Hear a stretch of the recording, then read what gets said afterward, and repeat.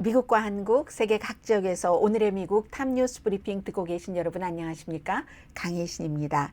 네, 오늘은 여러분들께 당연히 미국 대선을 중심으로 뉴스를 전해드리고 제가 이제 시간 봐가면서 뒤에 올림픽이나 또 다른 뉴스를 만약에 전할 수 있으면 전하겠습니다. 미국은 일요일이고 한국은 월요일인데 너무 무거운 짐을 지어드리지 않기 위해서요. 오늘 기본적으로는 현재까지 그 해리스 부통령은 이제는 일시적인 것이라기보다 약간 추세로 나가고 있거든요. 어떤 그 들어올림, 이런 비상, 이런 것들이 있어서 그리고 이제 해리스 부통령에게 아주 중요한 한 주일이 될 겁니다. 다음 주에. 그런가 하면 지금까지 너무 그 카멜라 해리스 했기 때문에 트럼프 전 대통령과 공화당에 대해서 약간 1, 2주일 동안 좀 뉴스가 슬로우했는데 정말 중요한 17일이었습니다. 그 17일을 조금 돌아보면서 또 한 가지는 지금 부통령 공화당 후보인 JD 벤스 오하이오주 상원 의원이 한국에서도 왜 뉴라이트 운동 이런 얘기 많이 하고 들으시고 경험을 하시잖아요. 미국도 마찬가지입니다. 실리콘밸리의 새로운 뉴라이트 우측으로 가는 것 그런 것들이 이제 그 아이 안 낳는 고양이 레이디 여기에 포함됐고 여기는 일론 머스크라든가 아니면 페이팔의 공동 창업자 같은 사람이 연관이 된 새로운 것들이 사실은 그 안에도 있다는 이런 부분까지 좀 중점적으로 전해드리겠습니다. 내일 미국이 월요일이고 공식적으로 카멜라 해리스 부통령은 민주당의 대선 후보로 내일부터는 그렇게 이름이 불릴 겁니다. 그리고 지금부터는 트렌드로 올라가는 것이 트렌드까지는 왔지만 굉장히 치열한 경쟁이 있을 겁니다. 여론조사 결과가요. 지금까지 해리스 후보에게 좋게 나오는 것들도 많이 있지만 결국은 숫자를 따져보면 지금까지 바이든 대통령 쪽이 너무 기울었었기 때문에 그렇지 이게 결코 해리스 후보가 엄청나게 트럼프 후보보다 위라는 얘기가 아니거든요. 간단하게 오늘 나온 것부터 좀 말씀드리자면 CBS와 YouGov 제가 좀 믿는 그런 여론조사 기구입니다. 하나는 CBS지만 CBS가 미국에서는 뉴욕타임즈와하고 영국에서는 YouGov와 함께합니다. 경합주에서 거의 동률이고 전국적인 지지율에서는 해리스가 트럼프보다 1%포인트 앞섰습니다. 아주 좋죠. 근데 제일 중요한 것은 선거에서 집토끼, 자당의 열정 무척 중요하잖아요. 민주당 현재 85%가 내가 투표를 꼭 하겠다. 열기만 있으면 뭐합니까? 투표장에 나가는 게 중요하죠. 공화당은 88%. 공화당이 더 많지만 공화당은 항상 민주당보다 투표율이 높습니다. 지난달에 보면 민주당 나 투표 꼭 하겠어요. 81%. 공화당 90%였습니다. 그러면 공화당은 90%에서 88%로 2%포인트 내려오는 동안 민주당은 81%에서 85%까지 4%포인트 올라갔으니까 결국은 이게 6%가 민주당 쪽에 더 유리하게 됐다는 거죠. 해리스 이후에. 흑인 유권자. 바이든 때는 58%만 확실하게 투표합니다. 지금은 74% 많이 올라갔죠. 그리고 지지도는요. 흑인 유권자 사이의 지지도는 해리스 지금 81%, 바이든 마지막에는 거의 73%밖에 안 나왔습니다. 여성 유권자 상상하시는 그대로입니다. 해리스 54% 지지를 받고 있는데 해리스가 등장하기 전에 바이든 대 트럼프 이 지지보다 격차 많이 더 넓혔습니다. 그런데요. 제가 치열한 경쟁이 될 것이다라고 말씀드리는 데는 이런 이유도 있는 겁니다. 트럼프 전 대통령도 역시 남자 유권자 사이에 54% 지지를 받고 있습니다. 물론 변동할 가능성도 있고 제일 중요한 건 트럼프가 남자를 투표장에 더 많이 나오게 할 것인가 해리스가 여자를 투표장에 더 많이 나오게 할 것인가 항상 끝에는요 여지가 남아있는 겁니다. 투표하는 그날까지요. 미시건, 펜실베니아, 애리조나에서 지금 동률입니다. 그리고 트럼프 전 대통령이 이기는 곳이 있어요. 위스콘신 1포인트, 조지아와 노스캐롤라이나에서 3포인트 앞선다. 이건 CBS와 YouGov지만 조지아에서는 또 해리스가 앞선다 하는 여론조사도 있습니다. 네바다에서는 해리스 후보가 2% 앞섭니다. 이게 7월 30일부터 8월 2일까지, 그러니까 금요일까지죠. 이번 주에 한 3,100명을 대상으로 굉장히 큰 여론조사였기 때문에 오차 범위는 2.1%입니다. 그런데 여론조사 기구마다 다르니까요. 트럼프 쪽에 조금 가깝게 항상 많은 분들이, 특히 한국에서는 더 힐하면 의외의 신문이다 해서 이거 초당적인 신문이야 라고 생각하시는 분들이 많은데 그렇지 않습니다. 이 더 힐이 약간 우측이에요. 약간 우측해서 여론조사도 항상 트럼프에게 조금 유리하게 나옵니다. 더 힐 Decision Desk HQ 같이 예측하는 그 모델인데요. 트럼프가 백악관에서 승리할 확률을 56%로 봤습니다. 아직 트럼프가 우세하다는 거고, 이게 전보다 약간 내려간 것 같긴 하거든요. 그리고 정말 중요한 건 이코노미스트는 동률이다. 이코노미스트는 아예 4분의 3 정도가 트럼프가 이긴다고 그 정도로 봤었는데 지금은 동률이다 하는 거죠. 양측에 모두 굉장히 이제 힘든 싸움이 될 것이고요. 이게 지금 민주당이 막 좋은데 민주당 내부에서 경고하는 그런 목소리들이 굉장히 많습니다. 뭐 예를 들어서 제임스 카빌이라든가 데이비드 엑셀로드라든가 이런 사람들이 바이든 대통령 뭐 임기 말기에 많은 경고를 했던 사람이거든요.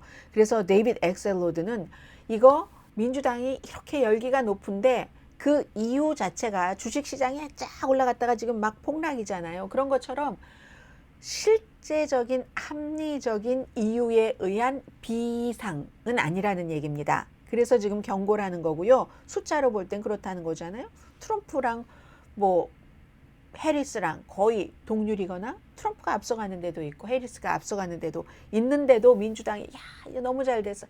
이게 바로 17일 전 공화당이 전당대회에서 느꼈었던 그런 분위기이기도 합니다. 그런데 민주당은 조금 다르긴 하죠. 워낙에 절망이었으니까. 절망에서 희망을 볼 땐 사람들이 야 나도 살 수가 있네, 살아났구나, 기회가 있다고 느낄 때의 낙관은 일반적인 때의 낙관보다는 강도가 굉장히 크잖아요. 그런데 그 균형 자체는 트럼프에게 유리하다고 봅니다.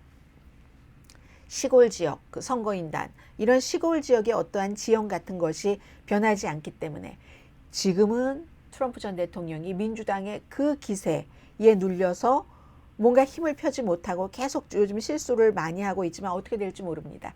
제일 중요한 건 미국의 선거는 또 무당파가 결정을 하는 거지만 무당파도 로봇가 아니고 사람인데 다른 민주당, 공화당 이런 분위기, 뭐 여러 사회 전반적인 변화 같은 것을 다 몸속으로 받아들이고 나서 투표를 하는 거니까요.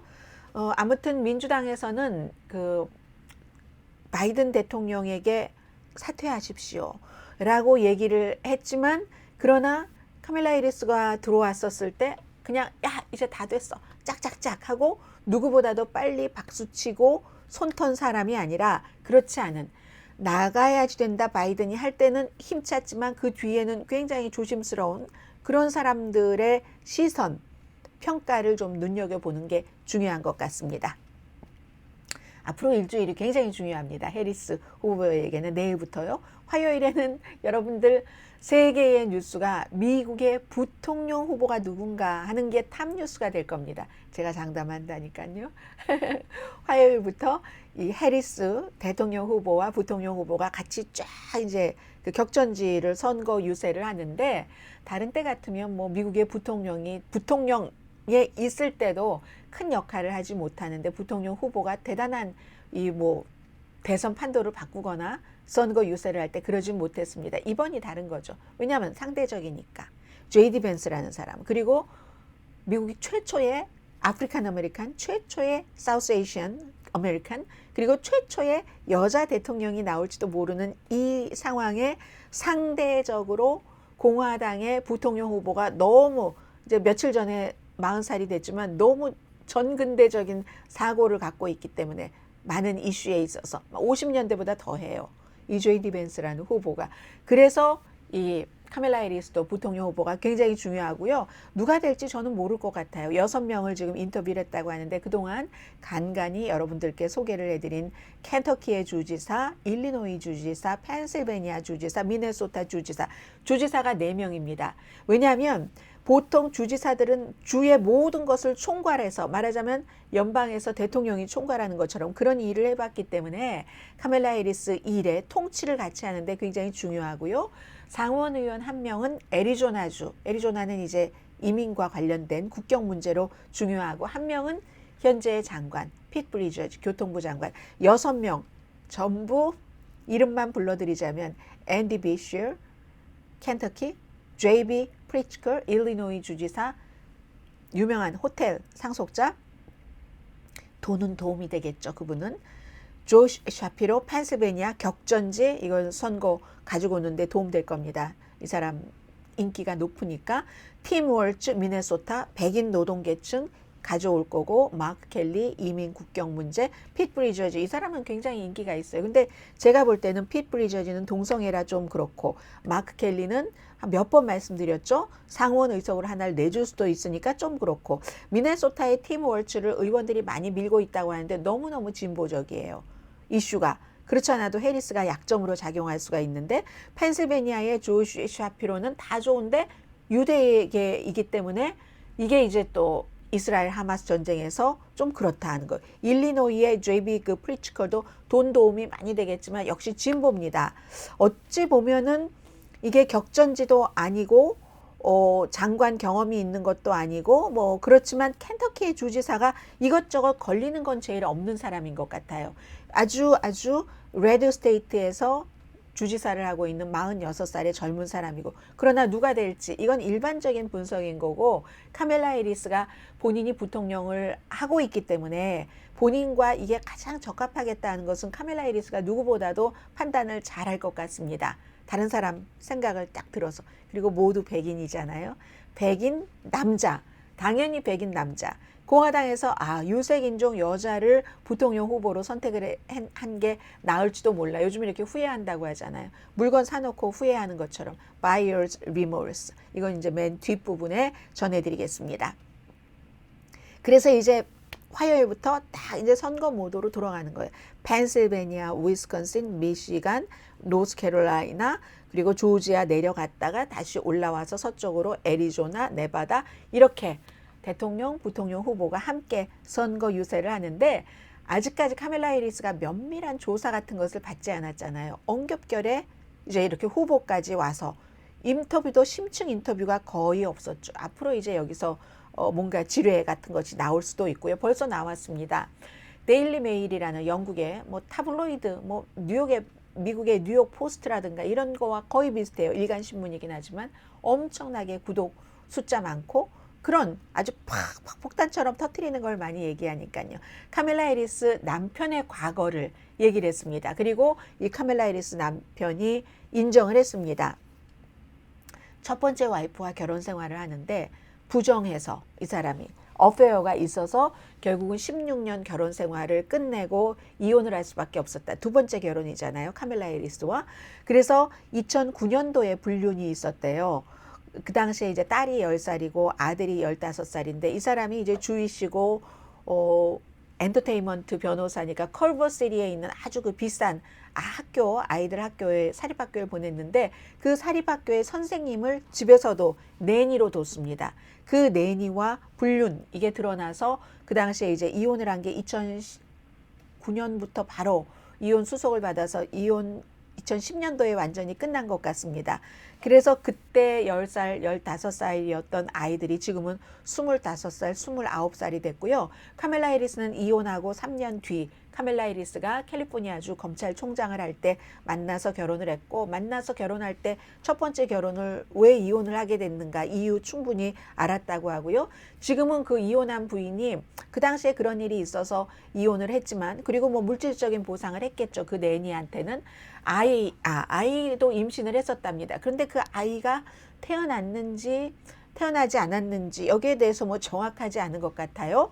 아무튼 그리하여 그 해리스의 지금 남편의 첫 번째 와이프가 그 당시에는 그랬지만 그 이후에도 굉장히 좋은 아빠였고 우리는 지금 아주 친구처럼 잘 지내고 있다. 이렇게 얘기를 했습니다. 그래서 이게 얼마나 문제가 될지 문제가 되라고 하면서 누군가가 제보를 하고 또 이제 그 데일리 메일 같은 신문이 신나게 지금 보도를 했을 겁니다. 그런데 글쎄요, 2010년도, 그러니까 14년 전에 이혼을 하고 그 남편이 배우자가 그랬다는 게 얼마나 카멜라 해리스에게 영향을 미칠지는 잘 모르겠습니다. 뭐 유권자의 생각인데 큰 영향을 미칠 것 같지는 않고요.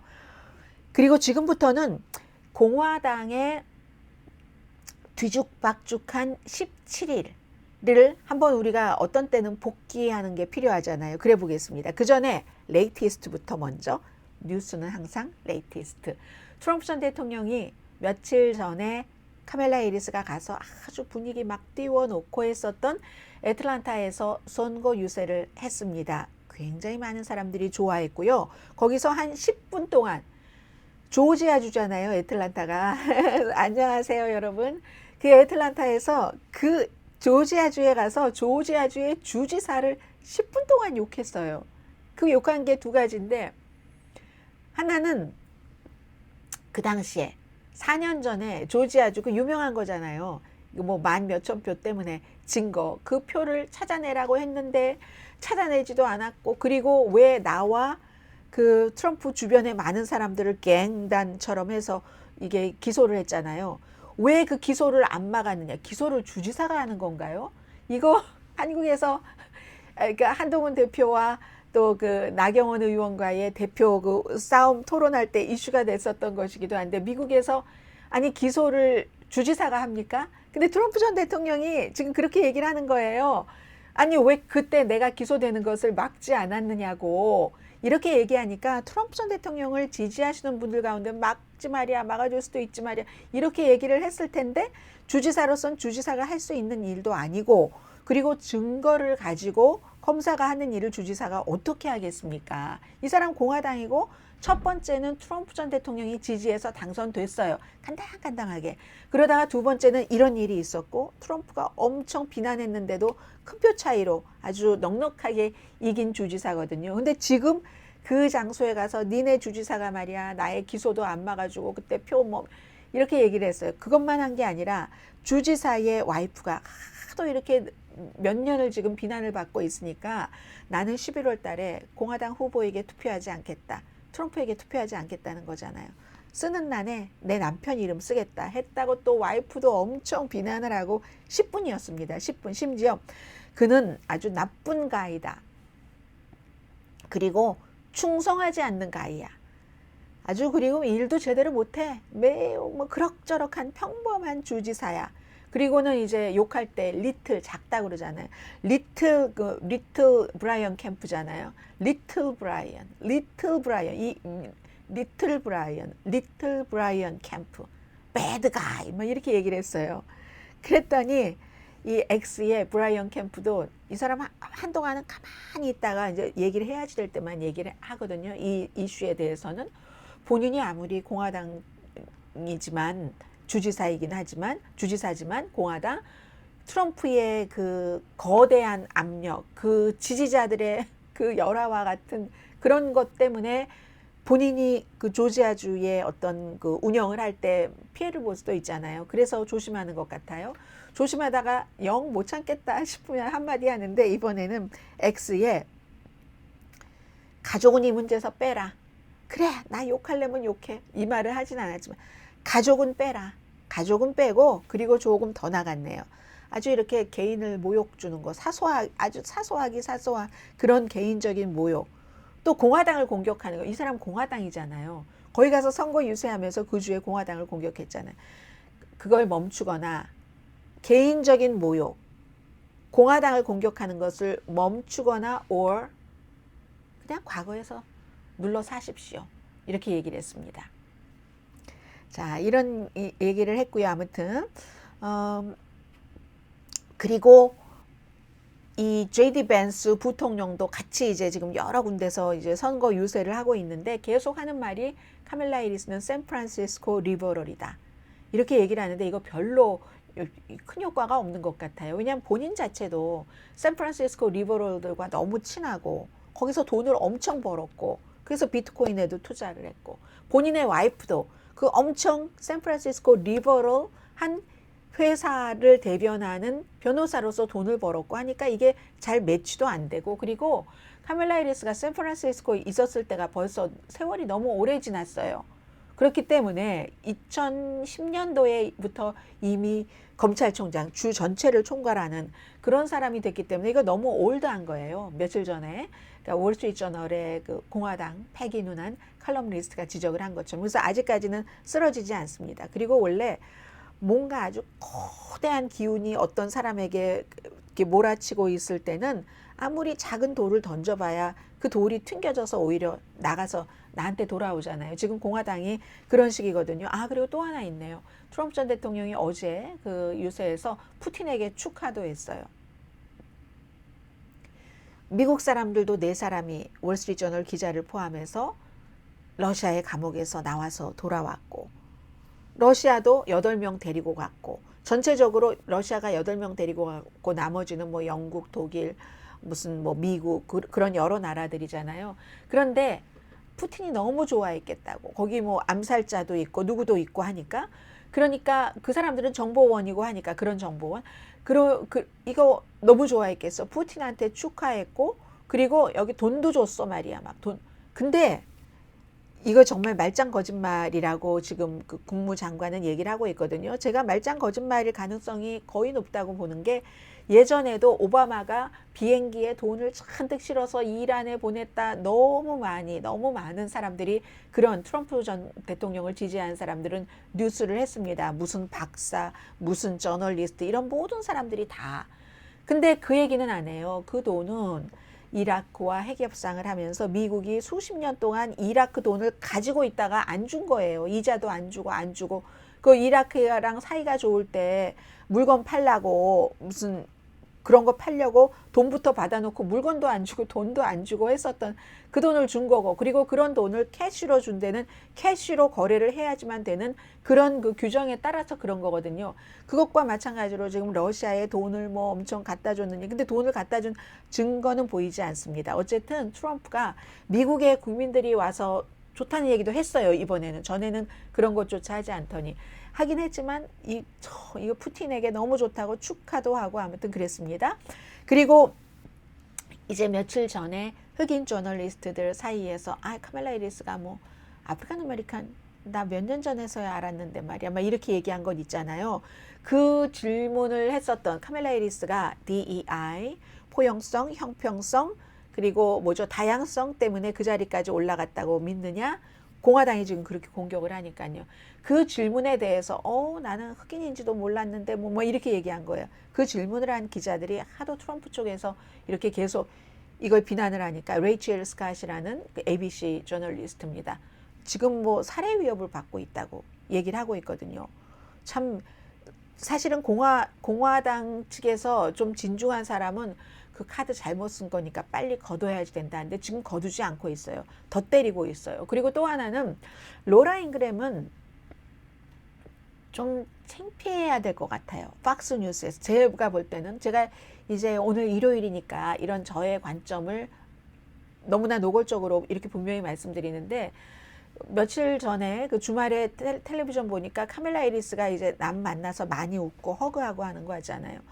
허그한다고 그걸 몇 분을 앞에서 비난을 해요. 허그에 그러니까 군 통수권자 이런 것처럼 허그 통수권자 아니 남 만나서 허그하는 게 미국의 그냥 일이고 그렇지 그건 이제 하다 할 게 없으니까 허그 통수권자라고 로라 잉그램이 비난을 하고 있더군요. 근데 이런 것들도 팍스를 보시는 분들은 너무 좋아하실 거예요. 왜 저 여자는 저렇게 방정맞게 웃어?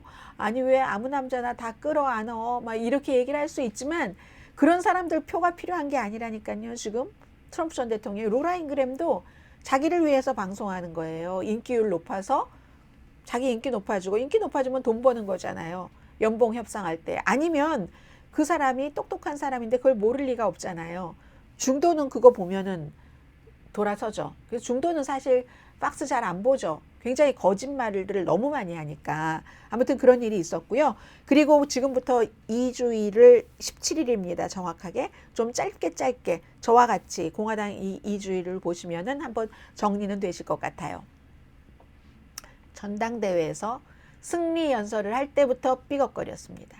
승리 연설을 할 때 사람들은 암살 미수 사건이 있었지. 야, 여기서 통합만 얘기하면 게임 끝난 거야. 라고 했는데 통합이 아니라 분열, 막 완전히 그냥 막 욕하고 분열하고 어둡고 스크립에서 완전히 벗어나서 김정은이 나오고 막 이런 얘기를 한 겁니다. 김정은이 뭐 나를 미스할지도 몰라 뭐 이렇게 얘기했던가요? maybe. 그런 식으로 하고 나서 그리고도 안심하고 있었죠. 근데 사흘 뒤에 바이든 대통령이 사퇴하고 맙니다. 질이 멸렬했던 민주당이 확 뭉쳤죠. 기금, 모금, 열기 이걸 막지 못하고 그냥 딱 부통령, 고양이 레이디 이거 치우느라고 이 설거지 하느라고 데미지 컨트롤 하느라고 시간을 지금 보내고 있었던 겁니다. 트럼프가 난 뭐라도 저쪽이 아니라 나한테 포커스를 둬야지. 포커스를 받는 게 이기는 길이니까. 해리스 때리기 고군분투하면서 진보주의자다 아무리 이 말해봤자 아직까지는 별로 통하지가 않습니다. 오히려 진지한 정책 관점을 논의할 때 그때 이제 통할 수 있겠죠. 그리고 나서 흑인 이 얘기가 앞서 말씀드린 그런 것이 나오고 인종에 대한 막 허위 사실을 지금도 퍼붓고 있습니다. 별로 좋지 않아 보이거든요. 그리고 나서 이제 자금 이점 암살 미수 사건 일어나고 나서 곧바로 뭐 1억 2천 달러인가 모았던 거 그 이점 다 지워져 버렸고 지금은 트럼프가 가능한가? 대통령이 되는 게? 그리고 2016년도에는 5만 사람 다 공격하면서 그 공격이 통해서 대통령이 됐지만 지금은 2024년인데 8년이 지난 뒤에 미국 사람들이 더 타락을 했을까? 아니면 트럼프를 한번 겪었기 때문에 중도파 말은 안 하고 가만히 있지만 트럼프는 안 된다라고 생각을 할까? 그건 모르겠죠. 근데 공화당은 어쨌든 자기 만족의 기간이 바이든 대통령과 특히 그 트럼프가 토론을 한 뒤에는 굉장히 높아진 것 같습니다. 그리고 심지어는 이런 것들이 꼭 좋은 건 아닌 것 같아요. 유죄 판결을 받고 돈을 벌금을 내라고 또 그 선고 공판도 나오고 어떤 것 막 이런 등등을 선고 공판은 아직 안 했군요. 미뤘죠. 그랬는데도 불구하고 기금이 계속 늘어나잖아요. 스스로도 놀라는 겁니다. 트럼프도 놀라고 주변 사람들도 놀라고 연방 대법원은 또 왜 그렇게 대통령을 또 도와주는지 대통령이 뭐 누구를 적을 암살해도 쿠데타를 일으켜도 대통령으로서 공적으로 한 일이라면 면책특권이 있다. 이렇게까지 해주니까 조지아주니 기밀문서니 이런 것들 다 재판이 미뤄져 버리게 됐잖아요. 그러니까 이제 너무너무 좋았던 거죠. 자기 만족, 암살 시도 딱 있었고. 그래서 또 지난 2년 동안 사실은 트럼프 측에서는 돈도 들이고 시간도 들이면서 바이든에 관한 모든 플레이북을 만들어 놨는데 이게 갑자기 확 무너져 버렸습니다. 그런데 트럼프 측이라고 다 바이든이 물러날 수도 있다는 생각을 아무도 안 했겠어요? 했을 수도 있죠. 그런데 갑자기 물러나고 갑자기 들어오고 바람이 너무 세니까 지금 어떻게 할 수가 없는 거예요. 그래서 겨우 찾아낸 게 블룸버그인가요? 최초의 인도계 상원의원 탄생 이걸 딱 하니 들고 나와요. 당연하죠. 인도에서는 최초의 인도계라고 하고 물론 블룸버그는 미국 그거지만 이 사람은 최초의 인도계일 수도 있지만 최초의 아프리칸 아메리칸계일 수도 있고 아프리칸 아메리칸계보다는 인도계라는 게 더 이럴 수도 있고 또 특히 블룸버그의 시각에서 보면 경제 중심이잖아요. 인도가 얼마나 인구가 많고 수학자라고 실리콘밸리에 가면 인도 사람들 쫙 퍼졌고 블룸버그도 그 인도 출신 사람들이 엄청 많이 일할 것이고 등등 아마 블룸버그는 또 다른 기사에서는 아프리칸 아메리칸이라고 썼을 테고 또 다른 기사에서는 아프리칸 아메리칸 인도계의 최초의 캘리포니아주 검찰총장 이렇게 썼을 겁니다. 최초의 부통령 이렇게 이런 식으로 썼을 겁니다. 그리고 나서는 또 막 살이 입은 해리스의 인도 옷이요. 그 사진을 딱 찾아냈어요. 저도 한복 입습니다. 그리고 아무튼 그래서 이것도 별로 통하지 않았고 해리스가 중요한 것은 미끼를 안 물었어요. 지금 해리스는 이제 엊그제도 바이든 대통령 그날이에요. 트럼프가 뭐 흑인인지 나 잘 몰랐어. 본인이 막 선거기금도 그렇게 기부해 놓고는 그 몰랐어라고 얘기한 그날 백악관에 가서 바이든 대통령과 점심을 먹으면서 여러 가지 이슈가 있었지만 특히 이 트럼프를 어떻게 물리칠까 그것에 대한 탐구 점심 먹으면서 그런 게 이슈였다고 하거든요. 그래서 그 다음에 이제 딱 그 해리스가 한 반응이 그겁니다. 아, 인종 뭐 그런 문제 가지고 나오는데 오래된 쇼, same old show라고 얘기를 했잖아요. 뭐 진지하게 내가 뭐 어쨌다 이런 건 다른 사람들이 얘기를 해주잖아요. 내가 미국의 흑인 대학교를 나왔고 우리 아버지가 자마이카고 자마이카의 인구의 90% 이상이 흑인이고 뭐 이런 말을 안 하고 그냥 old same show다 이렇게 얘기를 하고 있잖아요. 굉장히 분열을 일으키고 무례하다. 이거 굉장히 날카롭고 신중한 반응인 겁니다. 내가 언제 그랬냐. 봐봐. 자마이카 인종을 봐봐. 여기 오늘의 미국에도 댓글 다시는 분들이 자마이카니까 그거 뭐 흑인 아닌 거 아니야? 막 이런데 자마이카가요. 그 해리 베라폰테 얼마 전에 숨진 아프리칸 아메리칸 음악가이지만 운동가입니다. 킹스턴 타운 따라라라라라 자마이카 페어웰 그 노래 바나나를 보트에 실어서 이런 그 흑인의 그거를 부른 노래가 자마이카 페어웰이잖아요. 킹스턴 타운 라라라라라라라라라라 그거잖아요. 자마이카 흑인이에요. 자, 그리고 그래서 이제 이런 발언이 역효과를 냈고 특히 DEI 발언 같은 것도 마찬가지예요. 그래서 심지어 트럼프 전 대통령에게 딱 달라붙어서 특히 트럼프가 힘이 있을 때 린지 그레이엄 같은 사우스 캐롤라이나의 그 상원 의원의 경우는 그 DEI 발언도 그렇고 흑인이지. 카멜라 해리스가 상원 의원을 같이 지냈잖아요. 상원에서 일할 때 자신의 흑인 뿌리를 얼마나 자랑스러워했는데 아니 의회에서 흑인 멤버들이 가입한 그 협회요.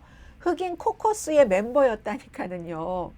그런데 그건 아니지. 내가 해리스와 정책은 다르지만 그 인종의 뿌리를 가지고 그거는 아니지라고 얘기를 합니다. 사우스캐롤라이나도 흑인 인구가 많죠. 아무튼 이래서 이렇게 성공하지 못했다. 그리고 이 부분은 많은 분들이 많이 들으셨지만 조금 관점은 다를 수 있을 것 같아요. 제가 지금부터는 미국의 뭐 진보고 보수고 할 것 없이 잘 알려진 매체의 칼럼니스트들이 바로 고향이 없는 레이디에 대한 그 분노 섞인 이런 본인 JD 벤스의 발언과 거기에 대한 반응을 어떻게 보는가. 이게 지금 미국 사회의 문제거든요. 사회가 자꾸 앞으로 나가야 되는데 뒤로 가고 있는 거예요. 그걸 좀 전해드리겠습니다. 어디에 살고 계시든지 한번 비교해 봐 주세요. 여러분 살고 계시는 곳과 온건한 공화당인 엘라스카의 연방 상원의원 리자 머코스키 여자입니다. 터커 칼슨 쇼의 2021년이었죠. 오하이오주에 이 사람 막 커멘테이터하고 막 이랬었던 사람이에요. 말도 잘하고 텔레제닉하고 하니까. 그리고는 트럼프 엄청 경멸하다가 그러다가 나중에 이제 분위기 보니까 안 되겠어 하니까 트럼프에 딱 붙어서 이제 여기 부통령까지 후보까지 왔는데 그렇게 아이를 낳지 않은 민주당들이 이 사회를 이끌어가고 있는데 정말 비참해진다. 사회도 비참하고 지들도 비참하고 이름도 딱딱 됐어요. 제가 들려드리려고 하다가 시간이 많이 지나서 그냥 스킵하고 제가 말씀드리겠습니다. 카멜라 해리스, 핏 브리저지 그리고 말이야 알렉산드리아 오카시오 콜테스 이런 얘기를 했어요. 그러니까 그런 사람들 세금도 많이 내야 되고 등등 하니까 리사 머코스키는 여성으로서 나에게 굉장히 그 말은 모욕적이다. 여성들이 아이를 몇 명을 낳을 것인지 아니면 고양이나 개를 기를 것인지 스스로 결정해야지.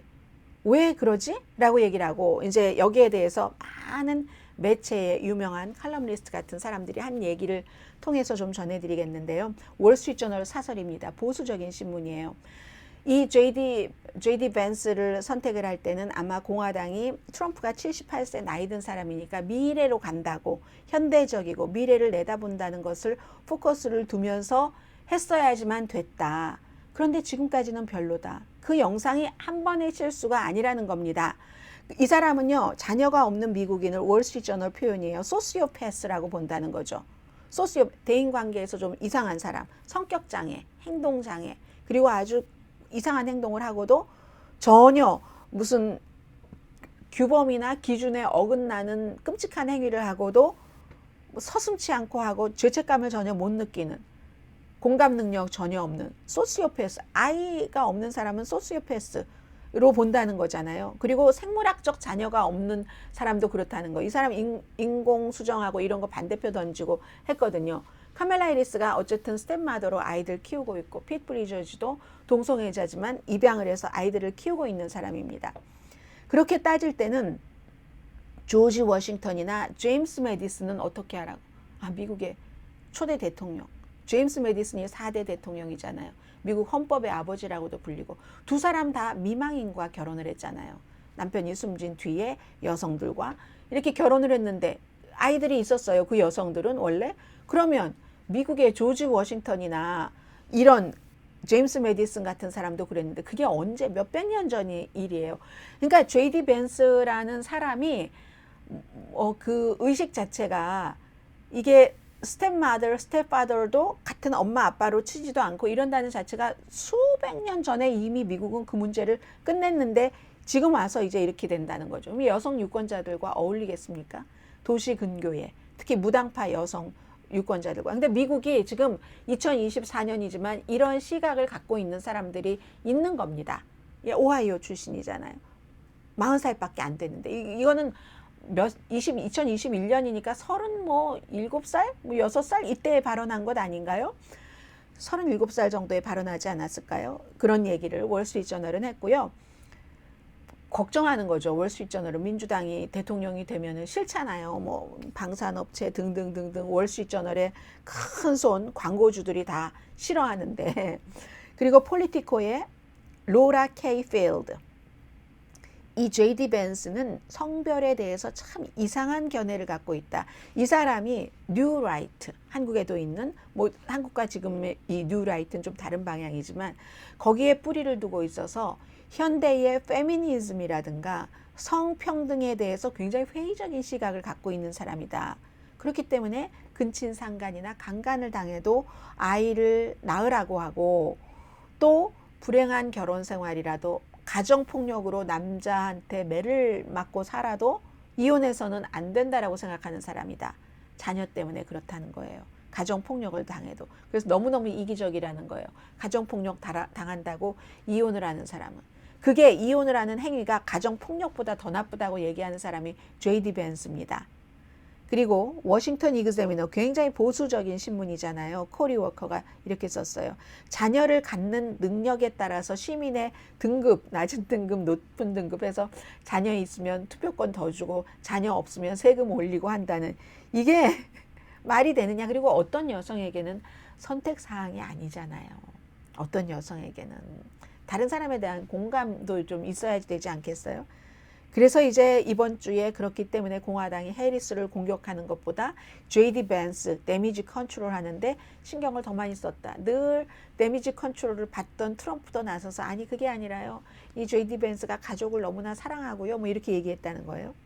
워싱턴 포스트는 진보 신문입니다. 캐런 투멀티, 정치 칼럼니스트.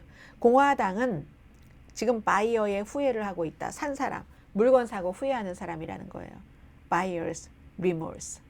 물건 사고 나서 괜히 샀어. 아이씨, 도움이 되기는커녕 이 상태라는 거예요. 양극화를 더 강화할 인물, 테스트 되지 않은 그런 러닝메이트를 딱 잡아놨더니 이런 문제가 생기는구나. 그리고 뉴욕 매거진의 그 칼럼니스트, 이 사람은 인텔리전스라는 데 글을 더 많이 쓰던데요. 정치 분석가입니다. 에드 킬고어. 트럼프는 그래도 아마 그에게 글을 그대로 내치지 않고 둘 가능성이 지금으로서는 높은 것 같다라고 얘기하는데 모르겠어요. 왜냐하면 기술적으로는 지금이라도 J.D. 벤스를 버릴 수 있습니다. 그런데 트럼프가 지금까지 해왔었던 것은 본인의 지지 기반을 계속 강화하고 가는 거잖아요. 막 헐크를 등장시킨다던가 전당대회에 남자 싸우자 싸워 막 이런 식으로. 그렇기 때문에 이 J.D. 벤스를 거둬들이면 마가들이 화를 낼 수 있다는 거죠. 마가, 백인 민족주의자들은 이 J.D. 벤스 너무 좋아해요. 그래서 좋아합니다. 보통 사람들은 어머 너무 이상해. weird. 지금 저쪽에서 얘기하는 것처럼 어떤 사람은 weird를 넘어서 creep이라고 얘기를 합니다. 소름 끼친다고 얘기하는 사람들도 있어요. 이런 뭐 여러 가지 트럼프나 이 JD 벤스의 뭐 인종 등등의 발언들에 대해서 인종이나 낙태 등의 발언에 대해서 그렇지만 마가 기반의 트럼프 지지자들이 좋아하기 때문에 함부로 버리기 힘들 것이다 라는 얘기를 하고 있고요. The Nation이라는 The Nation은 가장 좀 독립적인 그 시각을 갖고 있는 잡지라고 보고 있는데 1865년부터 만들어졌어요. 거기에 이제 G'd Here라는 한 달에 한 번씩 나옵니다. 여기 이걸 제가 말씀드리고 싶었어요.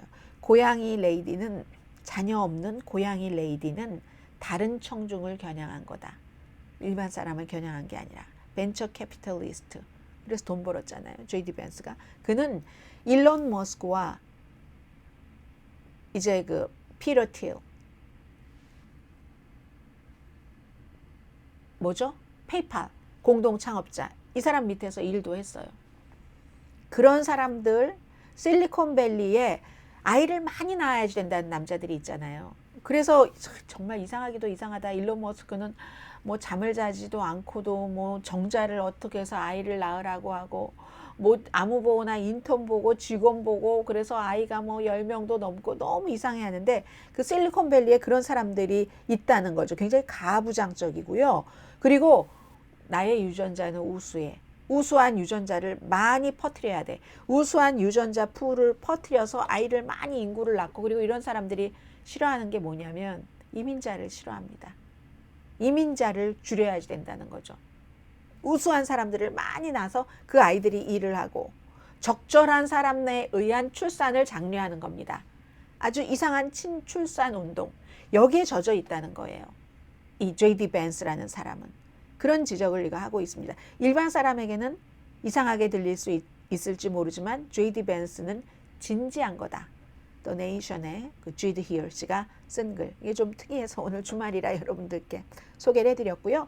아주 좋은 말씀은 너무 많죠. 그 유튜브 보더라도 댓글 보고도 저도 많이 배우는데 어떤 분은 베가본드 칸 이분은 개인적으로 뭐 보수, 진보, 공화, 민주를 떠나서 미국의 정치를 저렴하게 만드는 트럼프가 싫다. 트럼프가 나오기 전으로 돌아가 보면 이렇게 저렴하고 유치하지 않았다. 그리고 선동적으로 편가르는 것도 이 정도는 아니었다. 미국은 하나의 국가지만 미국만을 위한 국가일 수 없다. 지구촌의 평화와 자유민주주의 근본이고 그것을 지키는 국가다. 그러니 미국은 미국만 생각하는 트럼프는 미국을 망치고 말 것이다. 이분은 또람뿌 이렇게 또람뿌라고 쓰셨습니다. 그리고 키원 선생님은 이 방송은 미국에 살고 있는 한국 사람들에게 초점을 준 방송이라고 이해를 하고 있어요. 네, 그렇긴 하지만 더 세계적인 시각으로 공통적인 시각을 가지고 가려고는 합니다. 선생님, 이민자에게 또 특히 그렇게 바라봐 주신다면요. 여러분 자녀가 이민자일 수도 있고 여기 오셔서 주재원으로 사실 수도 있으니까 중요한 건 인종, 이민에 관한 정책들일 거예요. 역사적으로 인종차별이 만연한 미국 사회에서 이보다 더 민감한 정책이 있을까요? 꽤 어리석은 사람들은 트럼프 때 경제가 좋았다고 합니다. 아니 대통령이 마법을 가진 초능력자인가요? 이미 오바마 때부터 건실한 경제의 토대가 마련되어 있었기 때문에 트럼프는 운 좋게 그걸 넘겨받았을 뿐입니다. 마치 가뭄이 해소되면 임금을 찬양하던 그 시절 수준인 사람들이 넘쳐나는 것은 사실입니다. 그래서 저는 강혜신의 오늘의 미국은 미주 한인들 편에서 서서 방송을 하고 있다고 봅니다. 그러다 보니 당연히 인종과 이민을 배척하고 증오와 분열을 조장하는 사람들의 배타적인 견해를 갖는 것은 너무나도 당연하다고 생각됩니다. 아래에 이 방송이 중립적이지 못한다는 불만을 가진 분이 계시던데 단지 일어난 일을 앵커의 주관적인 논평 없이 나열만 하는 것을 보려면 그냥 큰 방송사의 메인 뉴스를 보세요. 누구나 다 여기저기 나와 있는 내용을 이곳에서 그냥 나열만 하는 걸 원하는 사람은 없어요.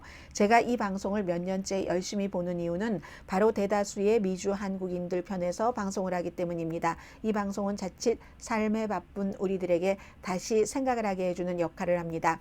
미처 생각지 못했던 문제점에 대해서 과연 그런가 하는 문제 제기를 해서 생각을 해보고 스스로의 주장을 가다듬게 해주고 있어요. 제가 극우였다면 이 방송 안 봅니다. 저는 인종차별에 예민하고 이민자고 또 보수보다는 진보가 시시각각 복잡해지는 현대사회에 더 맞다고 판단을 하기 때문에 이 방송을 그리고 저를 논평을 지지하고 있습니다. 그래도 암울한 시기에 이런 방송이 있다는 것이 얼마나 다행인지 늘 감사하고 있답니다. 고맙습니다. 근데 이제 제가 물론 미국에 본사가 있고 미국에서 방송을 하니까 이민자의 미국 사람의 초점을 맞추는 것은 사실이지만 사람은요 어디에 살든지 다 이제 세계관이라는 게 너무 바빠서 세계관 생각할 틈이 없어도 여러분들 마음속에는 세계관이 있습니다. 그리고 또 뉴스를 저는 그냥 즐겁게 들어주셨으면 좋겠어요. 저도 엔터테이닝을 해드리는 겁니다. 다만 무슨 아무렇지도 가짜 얘기 아무 말이나 막 하는 그런 건 아니라 이왕이면 엔터테이닝인데 현대 살아가는 뉴스면 더 좋을 수 있잖아요. 그래서 저의 목표는 오늘의 미국이 세계 어느 베트남에 사시던 한국에 사시던 뉴질랜드 뭐 영국 일본 뭐 독일 프랑스 미국 50개 주 어디서든지 상관없이 다 공통 분모가 있게 그렇게 생각을 하면서 방송을 준비를 하거든요. 그리고 이 틈에 한번 말씀드리자면 사실은 제가 다시 정식으로 인사를 드리겠지만 얼마 전에 이제 구독자가 10만이 넘어서 너무너무 여러분들께 감사를 드리고 있습니다. 많은 분들이 얘기를 해주시는데 한 번도 무슨 뭐 여러 가지 이거 막 홍보한다던가 그런 얘기를 하지 못했고 하지 않았고 하는데도 이렇게 뭐 해주셔서 너무 감사하다는 말씀 우선 드리고요. 오늘 너무너무 이슈가 많이 아직도 남아있는데 아무래도 여기서 끝내는 게 좋을 것 같다 하는 생각이 드네요. 다만 한 가지만 더 말씀드리고요. 올림픽에서 미국과 중국이 메달을 놓고 싸워요. 미국이 메달 숫자는 한 20개 더 많은 것 같아요. 그런데 1위인 것은 중국이 금메달이 미국이 좀 아까까지는 16개, 18개, 2개 많아서 그런 전체적으로는 미국이 한 20개 많고 그리고 한국은 제가 아까 보니까 6위 정도 하고 있더군요. 근데 제일 중요한 것은 미국의 그 체조 선수 이렇게 할 때 한국 선수 뭐 북한 선수도 있잖아요. 안씨 성을 가진 21살 막 쳐다보고 그리고 북한 선수들이 또 한국의 라이벌들과 셀피도 찍고 하는 것이 얼마 전에 북한이 한국에 쓰레기 풍선을 보냈잖아요. 그래서 이게 도쿄올림픽 때는 한 명도 안 보내더니 이번엔 16명이나 보냈네. 뭔가 이게 꼭 메달만이 목적이 아니라 오픈하겠다 하는 뜻도 있는 것이 아니야? 뭐 이런 생각. 그래서 이제 제가 올림픽에서는 이제 그런 것을 보고 있고요. 자, 정말 여기까지만 하겠습니다. 근데 내일 무척 중요합니다. 이란이 빠르면 내일 이스라엘을 공격할 가능성이 높답니다. 이번에 레바논 공격, 또 하마스 지도자 공격 이런 것에 따른 후속이거든요. 그럼 세계가 어떻게 뒤집힐지 너무너무 무섭습니다. 뉴스를 볼 때. 경제도 다음 주에도 어수선할 것 같고요. 또 다음 주에는 미국의 그 예비선거가 치러지는 주도 많고 내일 오늘의 미국 정규 방송 시간에 뵙겠습니다. 강혜신이었습니다.